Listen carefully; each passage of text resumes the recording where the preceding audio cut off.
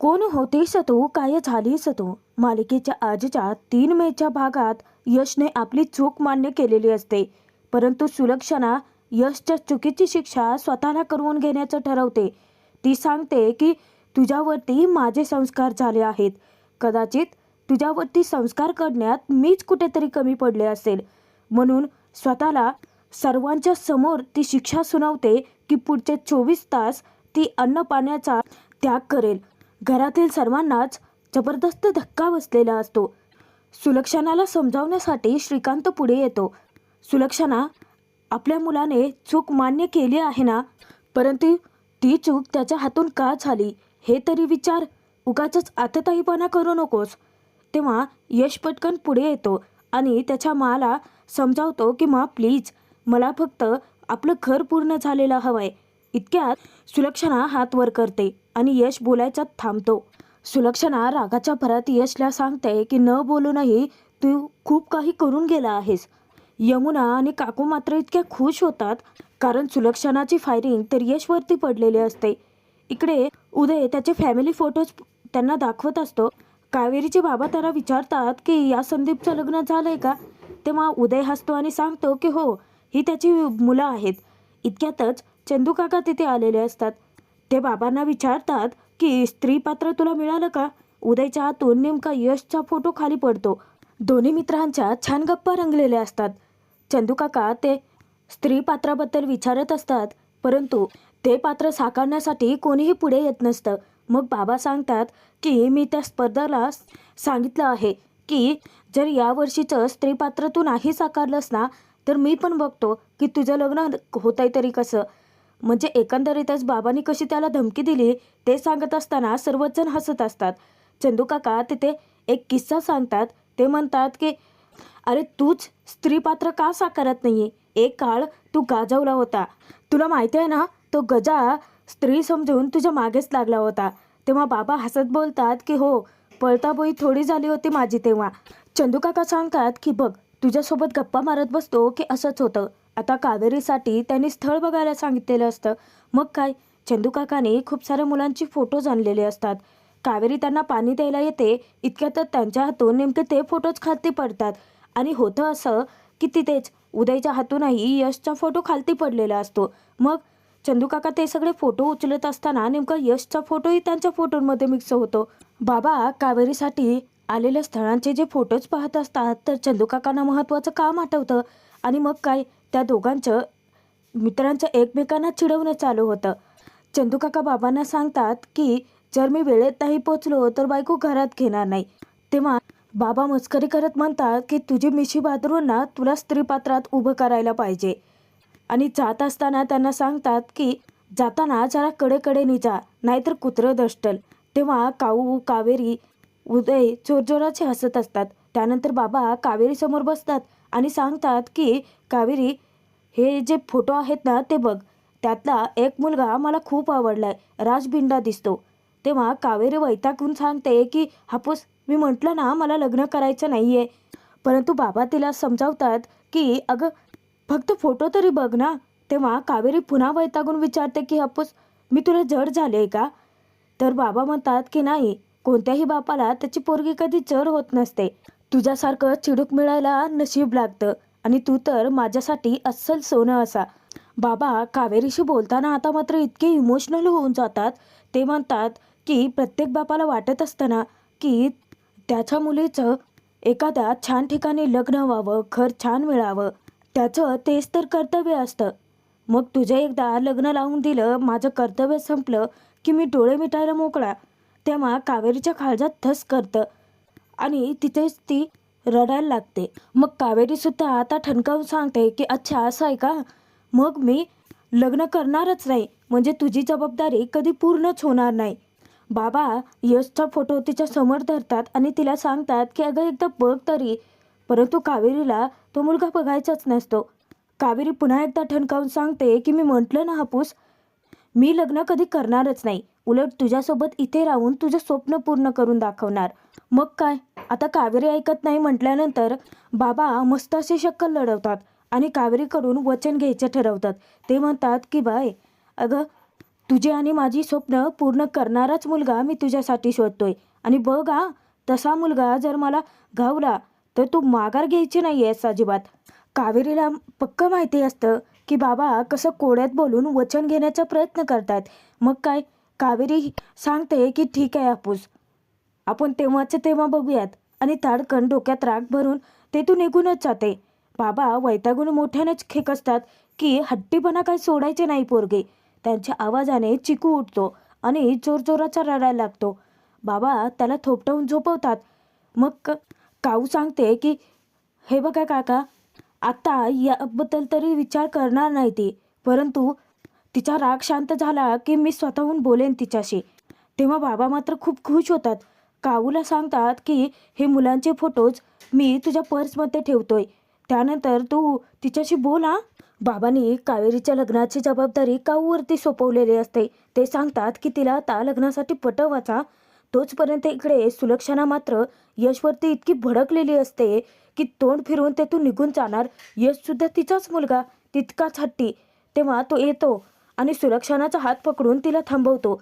तो म्हणतो की माझा हेतू चुकीचा नव्हता आणि ठीक आहे, चूक माझ्या हातून घडली होती ना, प्रायचित्तसुद्धा मीच घेणार. माझ्या चुकीची शिक्षा मी तुला नाही देणार. जे काही घडत असतं, जो काही तमाशा निर्माण झालेला असतो ते पाहता यमुना आणि काकू मात्र खूप खुश असतात. आता वातावरण पेटलंच म्हटल्यानंतर आगीत तेल ओतून भडका उडवायला यमुना सज्जच असते. आजपर्यंत यशच्या ज्या स्वप्नाला सुलक्षणाचा विरोध होता ते गुपित मात्र ती सगळ्यांच्या समोर उलगडणार असते आणि म्हणूनच मुद्दाम यशच्या रूममध्ये जाते. बाबा मात्र सुलक्षणाची समजूत घालतात की यशवरचा असलेला राग सोड. तुलाही माहिती आहे की यशचा तुझ्यावरती किती जीव आहे. यश मात्र आता तिथे रडायला लागतो आणि तो त्याच्या आईची पुन्हा पुन्हा माफी मागतो की राग सोड ना माझ्या हातून पुन्हा अशी चूक कधीच नाही होणार. आणि सुलक्षणा मात्र त्याच्याकडे डोळे वटारून पाहते. तेव्हा यश मात्र तिच्या पायाशीच बसतो आणि तिची माफी मागत असतो. यश खूप व्याकुळ होऊन अगदी मनापासून त्याच्या आईची माफी मागत असतो आणि तिला शब्दसुद्धा देतो की माझ्यावर तर राग सोड ना गं, मी यापुढे कधीही कोणतीच चूक नाही करणार, प्लीज मला माफ कर ना. यशची ती अवस्था आता सुलक्षणा नाही पाहू शकत. यशला असं आपल्या पायाशी बसून माफी मागताना पाहताना तिचा ऊर भरून येतो आणि आता ती माफ करणार एवढ्यात यमुना येऊन धमाकाच करते. यशला ते विचारते, तुझ्या आणखीन किती चुका तिने माफ करायच्या रे. तेव्हा सर्वच जण धक्क्याने तिच्याकडे पाहतात. यमुना यशची वाट लावायला सज्जच असते. यशला ती विचारते की यश, या आधीसुद्धा तुझ्या हातून चुका घडल्या होत्या आणि तेव्हा पण तू असाच म्हणाला होता की यावेळी मला माफ कर, तुला परत कधीच दुखावणार नाही, चुकीचं कधी वागणार नाही. तेव्हा सुलक्षणा तिला म्हणते की असं कोड्यात बोलण्यापेक्षा जे बोलायचं आहे ते स्पष्टच बोल ना. यमुना सुलक्षणाच्या पुढे येते आणि सांगते की तुला तर सतत वाटतं की मी यशवरती चिडते, रागवते, त्याला नको ते बोलते, परंतु त्याचं कारण तोच आहे अगं. यमुना यशला जाब विचारते की यश, तुला चांगलंच माहिती आहे की तुझं सेफ होण्याला माझा विरोध आहे. तिला अजिबातच ते मान्य नाही आहे. मग तरीसुद्धा हे स्कॉलरशिपचं लेटर तुझ्या रूममध्ये नक्की काय करतंय. आणि ते लेटर दाखवताच तिने जबरदस्त बॉम्बच फोडलेला असतो. सर्वांच्या पायाखालची जमीनच हादरते. यशच्या हातून आता खूप मोठी चूक घडलेली असते. आईला आता काही वेळापूर्वी प्रॉमिस केलं होतं आणि यशचं दुसरं एक सत्य समोर आलेलं असतं. यशला तो प्रसंग आठवतो की ज्या वेळेस त्याला हे स्कॉलरशिप लेटर मिळालं होतं तेव्हा उदयदादा त्याच्यासाठी किती खुश झाला होता. यशने जे केलं ते स्वबळावरती आणि जे मिळवलं ते स्वबळावरतीच. एवढी मोठी संधी यशसाठी चालून आली होती, प्रयत्न करून त्याने ती मिळवली होती. तर उदयदादाला तेव्हा यशचा किती अभिमान वाटत होता. तो त्याच्यावरती खूप खुश होता आणि यशला तो म्हणाला सुद्धा होता, वर्ल्डचा बेस्ट शेफचा अवॉर्ड तुला नक्कीच मिळणार. त्यावेळी यशसुद्धा खूप खुश होता की त्याचं स्वप्न आता सत्यात उतरणार आहे. दुसऱ्याच सेकंदाला त्याला भीती वाटते आणि तो उदयदादाला बोलून सुद्धा दाखवतो की नाही दादा, ही गोष्ट जर आईला कळली तर ती माझ्यावरती किती रागवेल. म्हणजे मी मुलगा असून सुद्धा शेफ बनण्याची स्वप्न पाहतोय, तिला नाही आवडणार हे सगळं. तेव्हा उदयदादा त्याची समजूत घालतो की यश, तुझं स्वप्न जर सत्यात उतरवायचं असेल ना, तर तुला तिला कन्व्हिन्स करावंच लागेल आणि मला खात्री आहे की तू ते करूनच दाखवशील.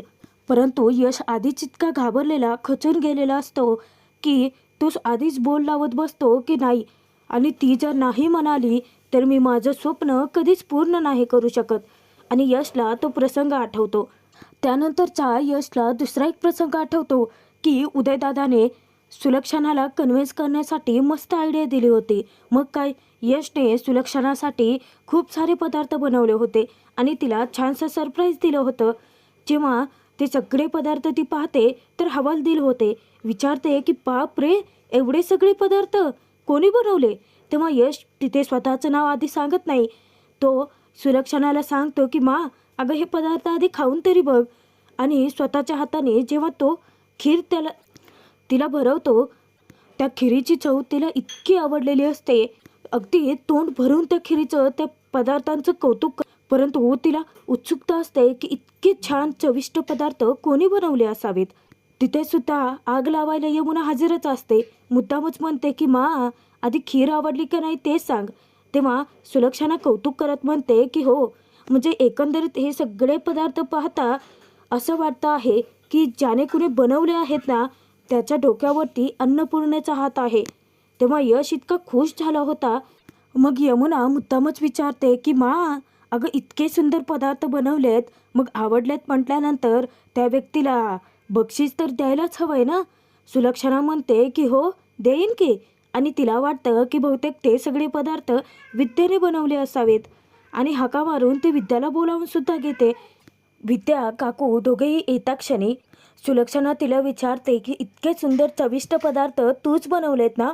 मग यमुना मुद्दामच खुलासा करते की नाही ग, हे सगळे पदार्थ तुझ्या या लाडक्याने बनवले आहेत.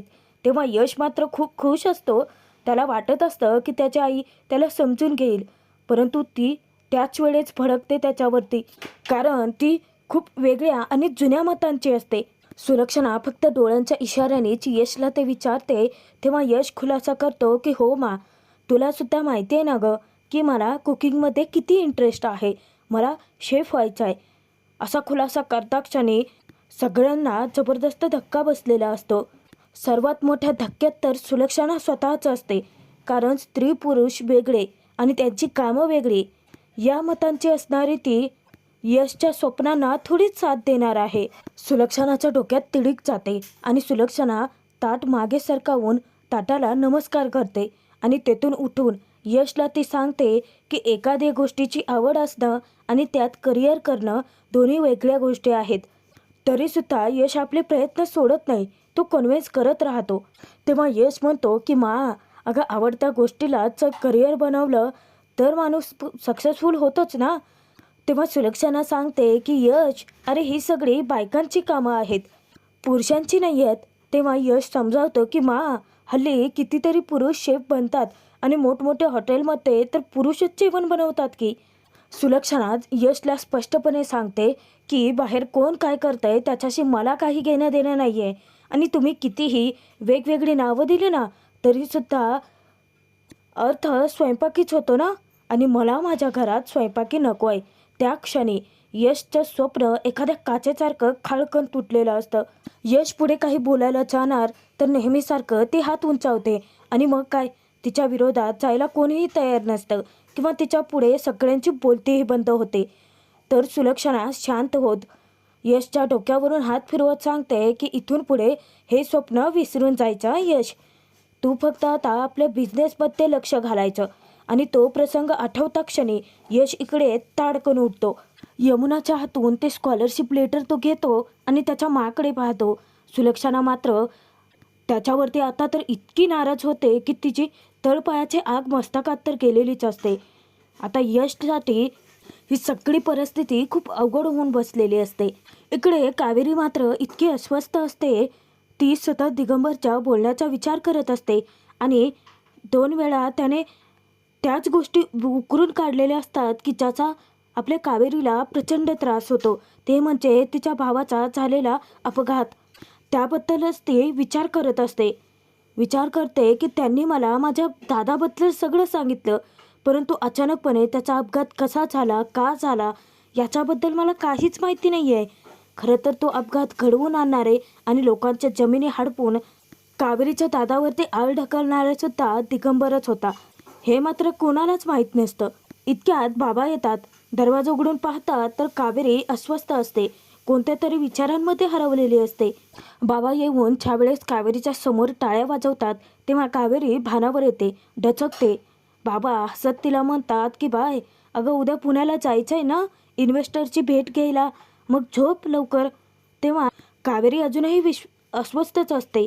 बाबांना वाटतं की कदाचित प्रेझेंटेशन कसं होईल, काय होईल याबद्दल ती काळजी करत असावी.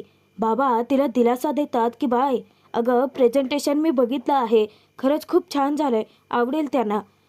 बाबा आता तेथून जाणार तर कावेरी पटकन उठते आणि त्यांना विचारते की आपल्या दादाबद्दल लोक असं का बोलतात, म्हणजे सतत त्याची बदनामी का करतात. सतत गावातले लोक त्याच्या नावाने खड्या फोडत असतात. बाबा तो विषय टाळून तेथून निघून जाणार तर कावेरी त्यांची वाट अडवून धरते आणि त्यांना जा विचारत असते की माझ्या दादाचा अपघात असा अचानक का झाला, का कोणी केला, याबद्दल मला जाणून घ्यायचं आहे. परंतु बाबा विषय टाळतात. बाबा कावेरीला म्हणतात की जे घडून गेले त्याचा विचार करण्यापेक्षा पुढे जे काही करायचं ते सगळं आपल्या हातात आहे, त्याचा विचार कर. दादाबद्दल बोलत असताना बाबांचा सुद्धा ऊर भरून आलेला असतो. मनात किती दुःख साठलं आहे कावेरीला स्पष्टपणे जाणवतं. दुसऱ्या सेकंदाला आपल्या चेहऱ्यावरती हसू आणत कावेरीचा लॅपटॉप ते बॅगमध्ये टाकतात आणि तिला सांगतात की उद्या मोठी कामगिरी पार पाडायची आहे. आज गावामध्ये जशी कामगिरी पार पाडली ना, अगदी तशीच. तिच्या डोक्यावरून हात फिरवत तिला गुड नाईट बोलतात आणि तेथून निघून जातात. इकडे धर्माधिकारी कुटुंबात मात्र खूप मोठा तमाशा निर्माण झालेला असतो आणि आपल्या स्वप्नांमुळे आपली मा दुखावली जाऊ नये म्हणून यशने आता डोक्यात राग घालून घेत भला मोठा निर्णय घेतलेला असतो. रागाच्या भरातच तो देवघरापाशी येतो. त्याच्या पाठोपाठ अख्खं कुटुंबही आलेलं असतं. यशच्या डोक्यात नक्की चाललंय तरी काय, कोणाला काहीच कळत नाही. परंतु जे स्वप्न त्याच्या माला आवडलेलं नाहीये, ज्या स्वप्नाच्या विरोधात त्याची मा आहे, त्या स्वप्नाची राखरांगोळी करायची यशने ठरवलेलेच असतं. आता दिवा विझणार तर कावेरी पटकन हात आडवा लावते. कावेरी हात जोडून गणपती बाप्पाकडे प्रार्थना करत असते की आजपर्यंत तुझ्याकडे मी कधीच काही मागितलं नव्हतं, परंतु आज पहिल्यांदा मागते की माझ्या पाठीशी खंबीरपणे उभा राहा आणि माझं स्वप्न लवकरच सत्यात उतरू दे. कारण हे स्वप्न मी पाहिलं होतं या गावासाठी, या गावातील गरीब लोकांसाठी. उद्याची मीटिंग जर यशस्वी झाली ना तर माझ्या गावातले लोकांचे कितीतरी प्रॉब्लेम सॉल्व्ह होतील आणि त्याला ताटमानेने गावात राहता येईल. इकडे कावेरी स्वप्न सत्यात उतरवण्यासाठी देवाकडे प्रार्थना करत असते आणि तिकडे यश मात्र त्याच्या आईचा विरोध आहे म्हणून देवासमोर तेच स्वप्न चाळायला निघालेला असतो. ज्यावेळेस यश स्वतःचं स्वप्न चाळत असतो तेव्हा त्याचा जीव मात्र तिळतीळ तुटत असतो आणि याचाच घरच्या सगळ्यांना मोठा धक्का बसलेला असतो. परंतु यमुनाला काही फरक पडत नाही. उलट सगळ्यांसमोर काळजीचा आव आणते की यश, अरे असं का वागतोयस तू, तू स्वतःच्या स्वप्नाची राखरांगोळी करायला निघालायस, कळते का तुला. तेव्हा यश आपल्या मनावरती दगड ठेवतो आणि सांगतो की मा सर्वस्व आहे माझं आणि तिच्या शब्दापुढे माझं स्वप्न काहीच नाही. मग यमुनाला काय वाटतं की यश हे सगळं मुद्दाम करतोय त्याच्या माला मस्का मारण्यासाठी. यश स्वतःचं स्वप्न आपल्यासाठी चाळायला निघाला आहे हे पाहता सुलक्षणा हवालदिल होऊन त्याच्याकडे पाहतच राहते. यश मात्र खूप रडत असतो. तर आजचा हा भाग इथेच संपतोय. पुढील भागात आपण पाहणार आहोत कावेरी पुण्यात आलेली असते इन्व्हेस्टरची भेट घेण्यासाठी, परंतु त्यापूर्वी ती गणपती बाप्पाच्या मंदिरात जाऊन प्रार्थना करते की माझे हापूसचं स्वप्न आता लवकरच पूर्ण होऊ देत. नेमकं यशसुद्धा त्याच्या आईसाठी प्रार्थना करण्यासाठी आलेला असतो. तो कावेरी शेजारीच येऊन थांबतो आणि गणूबाप्पाकडे प्रार्थना करतो की माझ्या माचा आज वाढदिवस आहे. कावेरी तेथून जात असताना नेमकी तिची ओढणी यशच्या घड्याळात अडकले. ती डचकते आणि मागे वळून पाहते तेव्हा तिच्या लक्षात येतं की तिची ओढणी त्याच्या हातातल्या घड्याळात अडकली आहे. देवाने पुन्हा एकदा घडवून आणलेल्या या दोघांच्या भेटीने नक्की मालिकेला काय वळण येणार आणि दोघांचीही स्वप्न सत्यात कशी उतरतील पाहणं मनोरंजक असतं.